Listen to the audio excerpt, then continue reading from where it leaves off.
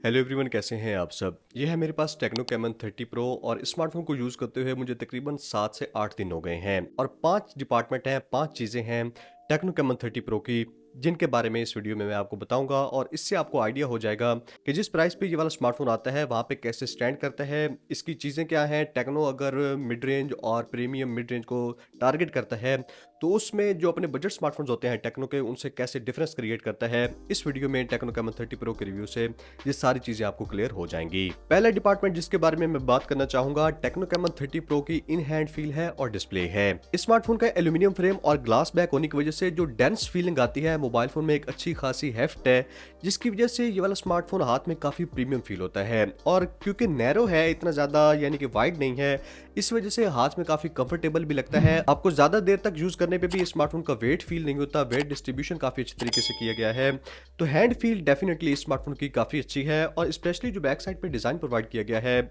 Circular camera ring के साथ, लोग मुड़ के देखते हैं, डेफिनेटली पूछते हैं कि ये वाला कौन सा स्मार्टफोन है, क्योंकि इसकी जो बैक साइड पे एक तो ये एक्शन डॉट लाइट है रेड कलर की, और उसके अलावा जो सर्कुलर कैमरा डिजाइन है वो डेफिनेटली कैमरास की इंपॉर्टेंस को पॉइंट आउट करता है कि टेक्नो की कैमन सीरीज कैमरास पे काफी फोकस करती है। इस स्मार्टफोन के कैमरास की आगे चल के बात करते हैं। डिस्प्ले इस स्मार्टफोन का इस वजह से स्पेशल है कि आपको किसी किस्म के बेजल्स देखने को नहीं मिलते, फुल डिस्प्ले का एक्सपीरियंस आता है और काफी स्मूथ है। स्पेशली इस प्राइस पे शायद ये वाइड स्मार्टफोन है जो 144 हर्ट्ज का रिफ्रेश रेट प्रोवाइड करता है, बाकी इस प्राइस पे 120 हर्ट्ज ही आपको देखने को मिलता है।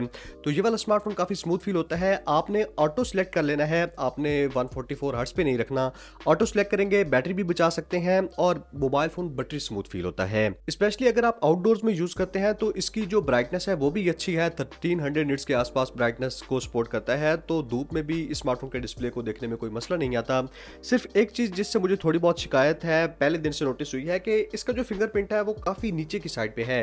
यानी कि आपको थोड़ा सा जैसे होता है ना कि नेचुरली एक फिंगर जिस जगह पे रेस्ट करती है वहां पे नहीं है, थोड़ा सा आपको नीचे फील होगा और कुछ अरसे बाद हो सकता है आप इस पे यूज टू हो जाएं। लेकिन डिस्प्ले में मुझे बस यही एक कंप्रोमाइज फील हुआ है, बाकी कहीं पे भी डिस्प्ले और इन हैंड फील में इसका कोई मसला नहीं है। मोबाइल फोन काफी स्टडी, प्रीमियम और काफी कंफर्टेबल फील होता है। अब बहुत सारे लोग इसके अनबॉक्सिंग की वीडियो में पूछ रहे थे कि डिस्प्ले पे कॉर्निंग गोरिल्ला ग्लास 5 की प्रोटेक्शन है या नहीं है। बाय द वे, अगर आप इसके अनबॉक्सिंग की वीडियो देखना चाहते हैं, यहाँ पे लिंक दे दूंगा, डिस्क्रिप्शन में भी लिंक देखने को मिल जाएगा। तो मुझे कहीं से भी इसकी कंफर्मेशन नहीं मिली, किसी जगह पे भी मेंशन नहीं है कि इसमें कॉर्निंग गोरिल्ला ग्लास 5 की प्रोटेक्शन है या नहीं है। लेकिन मैंने इसका जो छोटा वेरिएंट है टेक्नो कैमन 30 सिंपल है उसको ट्राई आउट किया था, उसमें कॉर्निंग गोरिल्ला ग्लास 5 की प्रोटेक्शन प्रोवाइड की गई है। तो अल्टीमेटली मैं एज्यूम कर सकता हूं कि टेक्नो कैमन 30 प्रो में भी कॉर्निंग गोरिल्ला ग्लास 5 की प्रोटेक्शन है। स्पेशली जो गोरिल्ला ग्लास वाले स्मार्टफोन्स का डिस्प्ले होता है वो जब आप प्रोटेक्टर वगैरह उतार भी देते हैं तो स्क्रैच रेजिस्टेंट होते हैं काफी हद तक, वो चीज मुझे स्मार्टफोन के साथ फील हुई है। बाकी स्मार्टफोन की सिग्नल्स क्वालिटी काफी अच्छी है, जैसे बाकी स्मार्टफोन्स नेटवर्क रिसेप्शन प्रोवाइड करते हैं, इस स्मार्टफोन ने भी अल्टीमेटली मुझे वही एक्सपीरियंस दिया है। कॉलिंग क्वालिटी काफी अच्छी है, स्पेशली आपको सॉफ्टवेयर में कुछ फीचर्स मिल जाते हैं जिनकी वजह से आप कॉल के टाइम बैकग्राउंड पे नॉइज वगैरह को रिमूव कर सकते हैं, तो वो चीजें iOS इसका जो सॉफ्टवेयर है उसमें काफी अच्छी हैं। आगे चल के बात करते हैं। तो पहला डिपार्टमेंट इसकी इन हैंड फील और डिस्प्ले का था। दूसरी चीज जिसके बारे में मैं डिस्कस करना चाहूंगा इस स्मार्टफोन को लेके, वो स्पीकर्स हैं, हैप्टिक्स हैं और एनिमेशंस हैं। एनिमेशंस पे मैं इस वजह से फोकस कर रहा हूं कि मैंने अब तक टेक्नो के बजट स्मार्टफोन्स ही यूज किए थे। ये पहला मिड रेंज और प्रीमियम मिड रेंज का स्मार्टफोन है टेक्नो का जो मैं यूज कर रहा हूं, और मुझे एक्सपीरियंस में जमीन आसमान का फर्क फील हुआ है। इस स्मार्टफोन की एनिमेशंस काफी स्मूथ हैं, फ्लैगशिप लेवल की फील होती हैं। एप्स क्लोजिंग ओपनिंग एनिमेशंस, या फिर सिस्टम में जिस तरह से एनिमेशंस को इंटीग्रेट किया गया है एप्स में, टेक्नो की जो नेटिव एप्स हैं, वेदर वगैरह की एप्लीकेशन है, आपको बकायदा फील होगा कि आप एक महंगा स्मार्टफोन यूज कर रहे हैं, और फ्लैगशिप एक्सपीरियंस इस स्मार्टफोन के एनिमेशंस आपको देती हैं। दूसरे नंबर पे इस स्मार्टफोन की हैप्टिक्स भी इसके एनिमेशंस को कंप्लीमेंट करती हैं, यानी कि अब मिड रेंज का और प्रीमियम मिड रेंज का स्मार्टफोन है तो डेफिनेटली हैप्टिक्स टेक्नो ने काफी अच्छे स्मार्टफोन में दिए हैं, और सिस्टम में iOS में अच्छी तरह से इंटीग्रेट भी किए गए हैं। काफी स्ट्रॉन्ग हैं, डेंस फील होते हैं, स्पेशली जब आप टाइपिंग करते हैं या फिर बैकग्राउंड से एप्स को रिमूव करते हैं, तो हैप्टिक्स मैं कहूंगा कि काफी हद तक वैरायटी है हैप्टिक्स में। डिफरेंट टच पे डिफरेंट तरह के हैप्टिक्स फील होते हैं जो कि इस स्मार्टफोन के एक्सपीरियंस को काफी इलीट बना देते हैं। उसके अलावा स्पीकर्स का बताऊं तो डॉल्बी एटमॉस के डुअल स्टीरियो स्पीकर्स इसमें प्रोवाइड किए गए हैं, काफी लाउड हैं और लाउडनेस पे भी क्लियर रहते हैं। बेस भी अच्छी खासी देखने को मिल जाती है।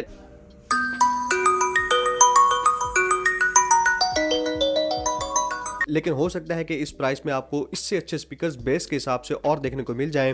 लेकिन ओवरऑल जो स्पीकर्स का एक्सपीरियंस है, कहीं पे भी आपको फील नहीं होता कि आपको साउंड नहीं आ रही, या मोबाइल फोन जेब में भी है, ट्रैफिक में भी है, मोबाइल कॉल आती है, टोन बजती है, तो आपको इजीली पता चल जाता है कि आपके मोबाइल फोन पे रिंगिंग हो रही है। तो स्पीकर्स काफी लाउड हैं। नीचे वाली साइड पे तकरीबन 55% साउंड आती है, और ऊपर जो टॉप पे स्पीकर्स प्रोवाइड किए गए हैं उनसे तकरीबन 45% साउंड आती है। तो ये दूसरा डिपार्टमेंट स्पीकर्स, हैप्टिक्स और एनिमेशंस का था, जिस डिपार्टमेंट में टेक्नो अपने बजट और मिड रेंज फ्लैगशिप स्मार्टफोन्स में डिफरेंस क्रिएट करता है।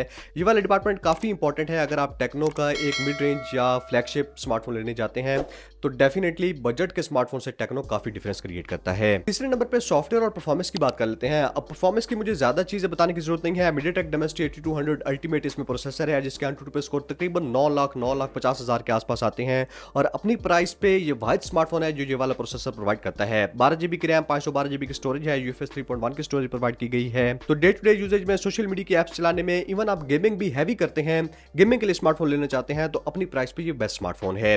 Genshin impact, call of duty जैसी गेम्स पे तकरीबन 120 FPS के आसपास गेम प्ले प्रोवाइड करता है। PUBG वगैरह पे भी 90 FPS पे आप गेम्स को इजीली एंजॉय कर सकते हैं। सॉफ्टवेयर ज्यादा इंपॉर्टेंट है क्योंकि इसमें एंड्रॉइड 14 iOS वर्जन 14 आया है, जिसमें टेक्नो ने काफी नए फीचर्स ऐड किए हैं। लॉक स्क्रीन कस्टमाइजेशन है, अपनी नेटिव एप्स को चेंज किया है, उनका डिजाइन काफी मॉडर्न कर दिया है, कंट्रोल सेंटर में काफी चेंजेस किए गए हैं। By the way, iOS version 14 पे अगर आप detailed video tips and tricks देखना चाहते हैं टेक्नो के स्मार्टफोन की, यहाँ पे वीडियो का लिंक दे दूंगा, डिस्क्रिप्शन में भी उन वीडियोस का लिंक देखने को मिल जाएंगे, उन वीडियोस को डेफिनेटली आप चेकआउट कर सकते हैं। उसके अलावा सॉफ्टवेयर में मुझे अच्छी चीज ये लगी है कि टेक्नो ने 3 साल की सपोर्ट इस स्मार्टफोन के लिए दी है। 2 मेजर एंड्रॉइड के अपडेट्स एंड्रॉइड 16 तक जाएगा, और 3 साल के security updates techno caiman 30 pro में देखने को मिलने वाले हैं। ऑलरेडी मुझे एक अपडेट रिसीव हुई है AIGC पोर्ट्रेट को लेके, जिसमें AI के काफी फीचर्स कैमरा में स्पेशली इंटीग्रेट किए गए हैं, बग्स को फिक्स किया गया है। अब AIGC पोर्ट्रेट कैमरा में एक फीचर है जो आपको AI अवतार जनरेट करके दे सकता है डिफरेंट स्टाइल्स में। इसके ऊपर मैंने जो कैमरा का डिटेल्ड रिव्यू प्रोवाइड किया था टेक्नो कैमन 30 प्रो का, उसमें बताया है, यहाँ पे उस वीडियो को लिंक दे दूंगा, डिस्क्रिप्शन में भी टेक्नो कैमन 30 प्रो के कैमरा का रिव्यू आपको देखने को मिल जाएगा। बहुत सारी चीजें उसमें मैंने डिस्कस की हैं। AIGC पोर्ट्रेट का भी मैंने वहां पे बताया है। AI इमेज इरेजर है। चार्जिंग में आपको काफी अच्छी टेक्नोलॉजी देखने को मिल जाती है। आप चार्जिंग स्पीड को कंट्रोल कर सकते हैं। अगर आपके पास गर्मी ज्यादा है, मोबाइल फोन हीट हो रहा है अगर, तो लो टेम्परेचर चार्ज पे कर सकते हैं। अगर आपने कहीं निकलना है तो हाइपर चार्ज पे करके आप मैक्सिमम पोटेंशियल से अपने फोन को फास्टेस्ट चार्ज कर सकते हैं। यहीं पे इसकी चौथी चीज आ जाती है कि 5000 mAh की बैटरी 70 वाट की चार्जिंग को सपोर्ट करता है। 70 वाट का चार्जर बॉक्स के अंदर प्रोवाइड किया गया है, जो कि काफी अच्छी बात है। और ये वाला चार्जर इस बैटरी को फुल चार्ज करने के लिए तकरीबन 40 से 45 मिनट का टाइम ले जाता है। उसके बाद अगर आप मोबाइल फोन को नॉर्मल यूज करते हैं तो तकरीबन 7 घंटे 7.5 घंटे का स्क्रीन ऑन टाइम आपको प्रोवाइड कर देता है, ऑलवेज ऑन डिस्प्ले ऑन करके। और अगर आप हैवी यूज करते हैं, गेमिंग बहुत ज्यादा करते हैं, तो तकरीबन 5 से 6 घंटे का screen on time techno caiman 30 pro आपको प्रोवाइड कर देगा। उसके बाद लास्ट डिपार्टमेंट इस स्मार्टफोन के कैमरास का है। इसके बारे में डिटेल कैमरा रिव्यू जो मैंने प्रोवाइड कर दिया था, वो वाली वीडियो आपने डेफिनेटली चेकआउट करनी है। यहाँ पे थोड़ा सा ब्रीफली बता देता हूँ कि अपनी प्राइस पे बेस्ट कैमरा और बेस्ट गेमिंग का experience techno caiman 30 pro provide करता है। और ये वाला स्मार्टफोन मुझे वाइड स्मार्टफोन फील हुआ है इस प्राइस पे, जो परफॉर्मेंस और कैमरा दोनों को टारगेट करता है। नहीं तो टारगेट अक्सर एक तरफ होता है, दूसरा डिपार्टमेंट वीक रह जाता है। इस स्मार्टफोन में सोनी IMX 890 का बैक साइड पे main sensor optical image stabilisation के साथ आता है। अपनी प्राइस पे वाहिद स्मार्टफोन है जो 4K 60 FPS पे फ्रंट और बैक पे वीडियो रिकॉर्डिंग की सपोर्ट प्रोवाइड करता है। फोटोज काफी अच्छे हैं, dynamic range, colours, skin tones, details, sharpness, चाहे पिक्चर्स की बात करें, ये वीडियोस की बहुत अच्छे तरीके से बैलेंस कर लेता है। स्पेशली इमेज को प्रोसेस करने के बाद जो रिजल्ट देता है, वो वाले आपको व्यू फाइंडर में देखने को नहीं मिलते। मैं कहूंगा कि टेक्नो ने जब से सोनी के साथ कोलैबोरेशन की है, कैमन 30 सीरीज में कैमरा की परफॉर्मेंस टेक्नो ने काफी ज्यादा इंप्रूव कर ली है। तो ये वाला स्मार्टफोन का रिव्यू था। अगर इसके कुछ कॉन्स की बात करूं तो मुझे ढूंढ के निकालने पड़ेंगे, लेकिन पहला कॉन ये हो सकता है कि ये वाला स्मार्टफोन सिर्फ 2 साल के मेजर एंड्रॉइड के अपडेट्स प्रोवाइड करता है, और इसके कंपटीशन में अगर सैमसंग को देखें या दूसरे ब्रांड्स को, तो 3 साल के मेजर एंड्रॉइड के अपडेट्स प्रोवाइड करते हैं और 4 साल के सिक्योरिटी अपडेट्स आपको देखने को मिलते हैं। उसके अलावा अगर आप ऐसा बंदा है जो 6 महीने बाद, 1 साल बाद मोबाइल फोन चेंज कर लेते हैं, तो टेक्नो की जो रीसेल वैल्यू है वो उतनी ज्यादा अच्छी नहीं है जितने कुछ और ब्रांड्स की है। लेकिन ये चीज आपको मैं गारंटी के साथ कह सकता हूं कि अगर आप स्मार्टफोन को एक बार परचेज करते हैं तो ये चीज ऐसी है कि 2 से 3 साल आपको स्मार्टफोन को एटलीस्ट एंजॉय करना चाहिए।